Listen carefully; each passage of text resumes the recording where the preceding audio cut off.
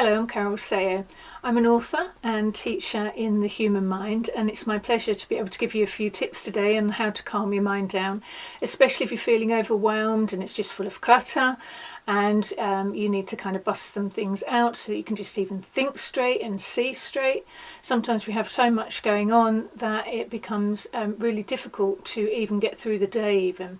So I've prepared this little video and a few in the series, so if you want to receive these, subscribe below, just to let you know what's going on the inside of your mind. So let's bust out some myths, some pop psychology. The mind is actually a very simple place.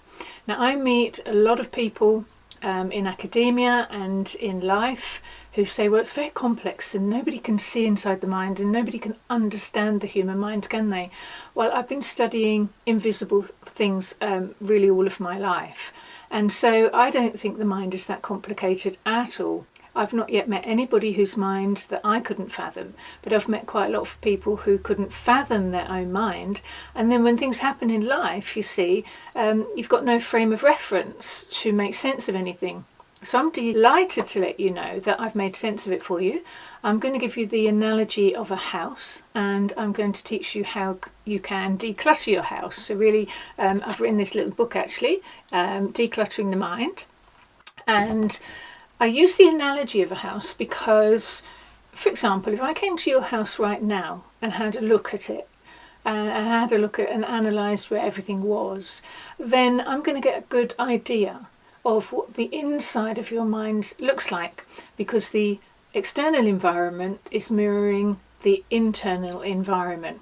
So I can find out where you're cluttered, where you're blocked and locked, and a lot of it is the actual things we have in our mind, the furniture, which is really our memories and our habits and programs, and I'm going to say a bit more about that towards the end of this video.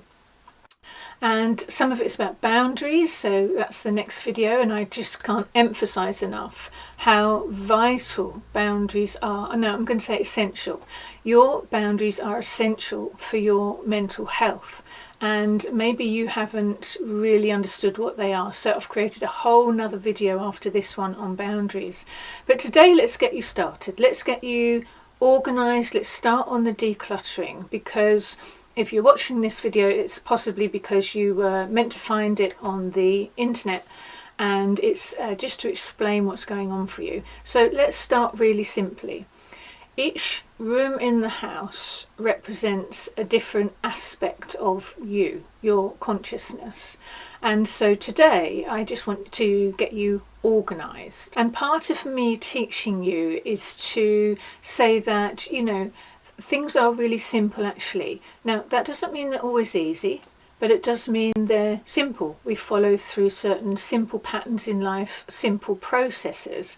And if I looked at what you were doing right now, I would see you in a pattern, which is a neurological imprinting. So the first thing I want to teach you about getting organised is all you need is a book and a pen. And you're going to divide that book into two different sections. So you might want to actually go out after this video, buy yourself a nice little book, especially for this reason. And in the front part of the book, you're going to run your diary. Now, I know a lot of people do electronic diaries now on their mobile phones, but there's something about writing it down that is really important, because electronically, we don't want to become robots about our psychology and our emotions. And when you take the time to write something down, you can see it more clearly. And so the first part of your book is going to be your diary. And on a Sunday, for example, is when I do my diary, and you organise the entire week. So it might be that, you've got to go shopping, but if you've got a scatty mind, if you're disorganised, you'll just be every night after work just grabbing things from the shelf, forgetting pints of milk, this kind of thing. But I'm going to designate, or get you rather to designate, what day are you going to go shopping.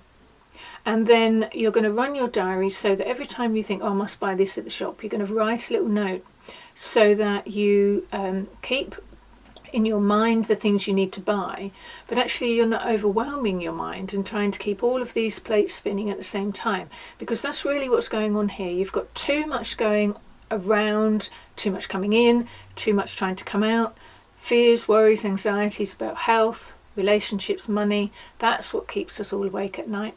And so in just getting this little book, you're going to get yourself organised from the get-go.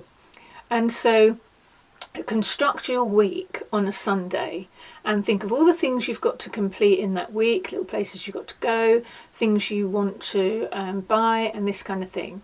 And then designate days. So I'm introducing today this concept of boundaries. It's a designation where, Monday you're going to do Monday's jobs, Tuesday you're going to do Tuesday's jobs.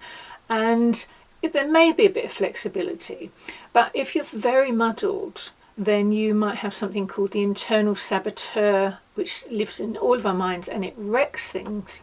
And so just by getting yourself a nice little timetable, whether you work or don't work, by the way, this can help get you back onto a platform, a schedule, and then you can start to look forward to things because you're going to plot things in your diary ahead of time, and then you can look forward to them. And that will just take you kind of on from where your mind is at the moment. So if you're in kind of lockdown, it was just all too much, then we need to structure your week and we need to get you something to look forward to in the future. So let's take a mental photograph of your home right now, and on the other side of this little book that I'm going to suggest you get, you're going to run a journal. Now let me tell you what a journal is. If you've got a lot of things in your mind, a lot of emotions and thoughts, and you're thinking about relationships and money and things like this, then if you keep all that in your mind, it's going to fog you. And so what a journal does is you take everything out of your mind that's concerning you, and by that it's kind of locked into your frontal cortex. It's blocking your ability to reason and think and make good plans and judgments. So we need to move this block right now. So you write in your you've got your diary in the front of this book, but in the back, or you might want to get two separate books. In the back, you're going to run a journal. So after this video, or you can pause the video, come back in a moment, I want you to write down what's really the problem. Just write it in its raw form, and what emotions come up in you because of that. What is it you're battling with right now? So for now, I just want you to write that down in your journal. And then the beauty of running a journal is that even if you're using swear words at this point, by the way, go for it. Some people, when they start a journal, there's so much been blocked up and locked in their mind and in their heart that it suddenly all comes out, and they end up getting the pen and really scraping through the pages. But that's fine. So you lose 5 pages, just turn them over, and now write again what the real problem is. Who is it? Is there somebody in particular that's upsetting you? And we're going to use all this. Now, we're not going to use this as weaponry. We're going to use this to mirror back later where we can personally develop. So use every experience as an opportunity for personal development. That's definitely something I do, and that's one of the best advice I can give you. Even the most unpleasant experiences can often teach us the most about ourselves once it's mirrored back. But for now, we just want to get it down into the journal. And so we're getting constructed in one way, and then we're clearing out the debris in the mind in the other way. And the beautiful thing about running a journal is that it's a safe place. It's a safe place for you to put your innermost thoughts and feelings and take the heat out. See, this is the problem. If you're getting hot under the collar and hot-headed, it's because you have you're doing a lot of thinking, and heat is a byproduct of thought, of energy, and we need to calm and cool you down. So if you take out the worry and put it in the journal in a safe place, so you're not projecting that at anybody else, you're not phoning anybody, you're not on the social media telling anybody what you think of them, you're putting your work into a safe place. What happens over time is you might want to journal every single day. And what happens over time is you go back later and you'll look and you will notice, hey, how far I've come. Because look, when I started, I was there, all upset and angry and couldn't see where I was going. But in time, I was able to navigate that just by allowing time in itself to heal us unconsciously, but also guide us consciously. So we don't want to put force into this. We want to do the opposite. We want to actually relax into this. So don't be surprised if you end up crying when you're doing your journals and things like this, because that's just a release. That's where you've been blocked. And you'll always feel good after a good cry anyway. So don't worry about that. So that's getting organised. Just a few tips on that. Next, I want to talk to you about something called filters.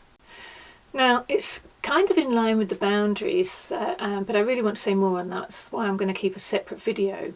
But filters for right now, I just want you to become aware of what bombards your brain from the moment you get out of bed. Do you wake up into a really noisy environment, other people's music, street noise, this kind of thing? Because all of that, your brain is trying to decode and interpret. And so we call it stimuli. So your brain is being bombarded all day and every day by thousands of stimuli. And so even being in a noisy place can make you feel very overwhelmed. And this is why, there's other reasons, but essentially this is why some school children do not do well in school, because it's too much energy. I mean, it's too noisy. If you've ever been in a corridor when the bell goes, I mean, it is a lot of energy moving fast. And our brain is trying to decode all of that. Now, if what's happening on the outside is greater than our capacity to cope with it on the inside, then we are going to feel overwhelmed, and we experience that as anxiety. That's all anxiety is, you see. You see how everything is really simple. Anxiety is our barometer. And so filters, be very aware. I'm going to list them for you. So in your home environment, when you get up in the morning, do you crash on the television? And then, some people's homes are still, the television noise is still as loud in the morning as it was when you went to bed. And it's always louder at night. Have you noticed that? You get up in the morning, it's like, wow, my TV was loud. How come? I turned it up that much. But I think when it comes to starting your day, you definitely need to go into your day really calm and peaceful. So maybe don't put, the radio and the television on unless you're going to listen to music. Something like classical music, for example, might not be your thing, but it doesn't have bass in it. And so it's not kind of shocking your eardrums, every time it's banging on a drum. It's on an external drum. Your internal eardrum is decoding that, and it's giving it these kind of beats which we like when we want to dance and things like that. But when we're feeling overwhelmed, that's not what we want or need. And so classical music can phase your neurons in your brain, so it kind of brings them all back into line. So that would be my advice if you want to listen to anything at all. But you see, the television and the radio are incoming information. Be really selective about what you're letting go into your brain. And here's why. Because I've noticed that there's a 3-day time lapse. So for example, you might watch a horror film. Personally, I wouldn't anymore, because I know what happens when things go into your mind. So let's say you watch a film and you're having fun on Saturday night, and then maybe on Monday or Tuesday night, you have a nightmare. You see, the information goes in, and your brain figures it, works it out, whilst you're not consciously aware even. It's kind of updating the database in the back office, integrating information. Now, things like horror films are designed to engage you, and you will because you're in survival mode. But after the event is when you then process that information. I'm touching slightly here on PTSD, but I won't go into that right now. 3 days later, you'll be sleeping consciously, and unconsciously things can come back into your mind, and you suddenly think, oh God, I don't know, I had a bad dream, maybe I ate something before bed. Well, I would say to you, check your filters. What were you watching 3 days ago? And the other filter that people are unaware of is the radio in the car. You just jump in your car, put your tunes on. But even if your mind is elsewhere when you're driving, and I hope it's not, but let's be honest, sometimes you go from A to B and you think, well, who just drove the car? Because you're on autopilot. But where are you consciously? Because part of being peaceful, for example, is when you're in the car, drive, when you're at work, work, when you're eating, eat, and when you're home, relaxing, relax. And so, you know, it's very simple. Let's just do things. So pay attention to that very thing you're doing, and don't overcomplicate that. And if thoughts come through whilst you're quieting it or your mind all down, then, you know, that's what that journal's for. Just pop them in there and we can look at those later. So television, radio, other people and your mobile phone. Be very aware that, by the way, a mobile phone for young people now is not a phone. Like people of my generation, a phone's a phone, and we were all amazed to get a phone in the house. And I remember when I was a very little girl, somebody very intelligent and in my family, no longer with us now, but he said to me, do you know one day people are going to have these phones in their pocket and in their cars, and they're going to be moving about? Well, we all thought this was amazing. I mean, it's just a very short space of time, really, but electronically now everybody's got phones. So what's happening with the phone now is it's not a phone, it's a world. And it's the way you connect with the world. And, you know, for the young children, they get addicted to phones just as, you know, an alcoholic gets addicted to alcohol. And my evidence is, you know, take your child's phone away and watch that behaviour. You're not going to be able to manage that very well because they've become attached to the phone, attached to the ability to communicate with other people. Now, you and I know that the social media forum is a light and a dark place, and those things are going into their little minds, but, you know, as an adult, they're also going into your mind. So you have to be very swift on keeping the incoming frequency high, and if incoming drops to low frequency, shut it off. You don't need that in your psychology, you don't need that in your energy field. Now, we as adults can learn to do that, but that's what we need to be teaching the children. This kind of processing of information isn't about just all what's coming in and then reacting to it. It's about noticing, is that a positive or a negative that's incoming? So, you know, keep the positive, emphasize it, drop the negative, shut it off, shut it down. Do not engage with that. Because you don't want to put energy into that, because then you put your phone on tomorrow and you've got a whole load of shade come in. The art of maturity actually is to see it and do nothing. I mean, that's what the three wise monkeys were really all about. You know, see no evil, hear no evil, speak no evil. But I'm not going to use the word evil here. I'm just going to use its energy. It's just all energy. We just have to learn how to manage it. And if you're feeling overwhelmed and you know, tearful and cluttered, then with respect, you haven't been managing your energy very well at all. And it's probably because, like, who was taught that? I wasn't taught that. I've had to learn it. But thankfully, I just intuitively knew it was about, if I understood the inside of the mind and sorted that out, then everything else will come and quieten down. And that's exactly what happens. You see, I'm not into diagnosing symptoms and medicating them. I'm into going to the cause and educating them. And so that's what I spend my life doing, is explaining the mind for people. Okay, so I've got you a little bit organised, and I've given you the concept of filters and watch what's coming in.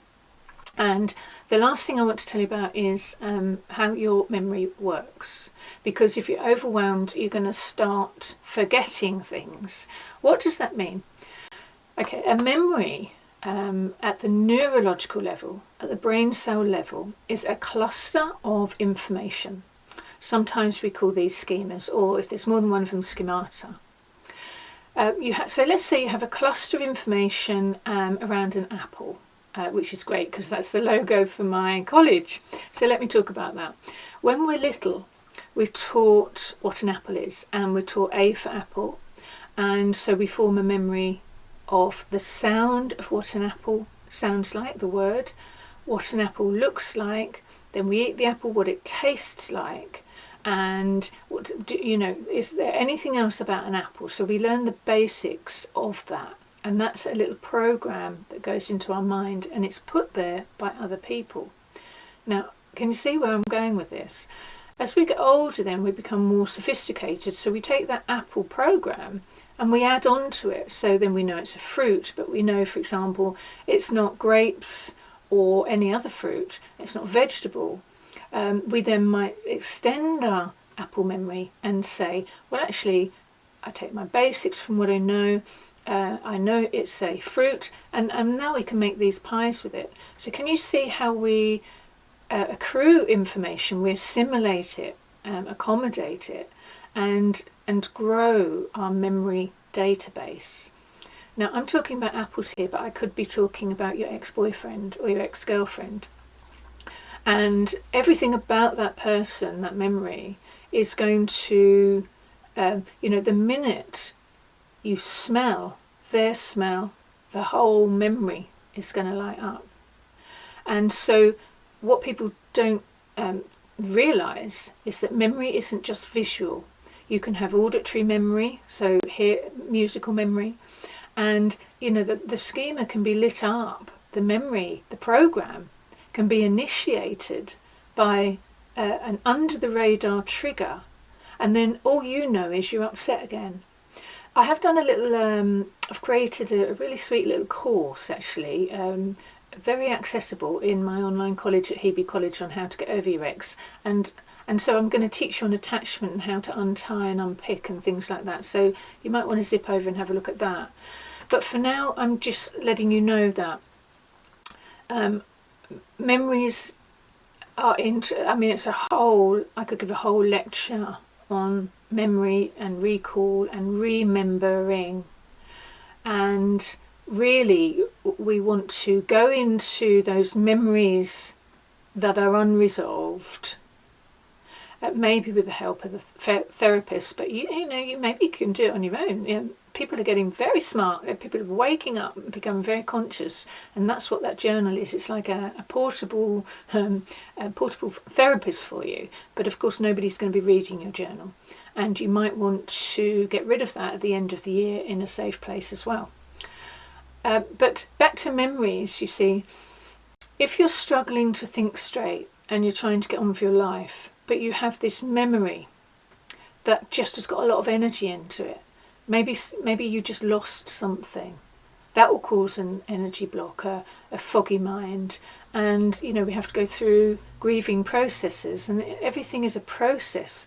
We are works in progress, and we want a quick fix and that kind of thing, but really smart mind thinking is where you slow everything down. Don't be the hare, be the tortoise. Slow everything down, calm it down, stop, go home, sit down, and just begin to kind of figure and plan things out a bit better as you're going forward. It can be done. Everything needs to be calmed down, switched off, and slowed down. And then when we kind of figure things out in our own time, maybe not in the way you thought you were going to, because everybody's got a plan, everybody's busy. Well, in my world, busyness is a defence. So don't tell me you're ever busy. I've got a lot of work, but I'm not going to tell you that I am too busy, because in my view, busyness is where you haven't got yourself organised. Everybody's got a list of stuff to get done, but they don't know how to prioritise the list. They don't know what items to drop off the list because they're just energy drains and things like that. And so with memory, with filters, with getting organised, these are great accessible tools. And what I'm really excited about is that this word empowerment, now I've been to some, and you have, empowerment lectures.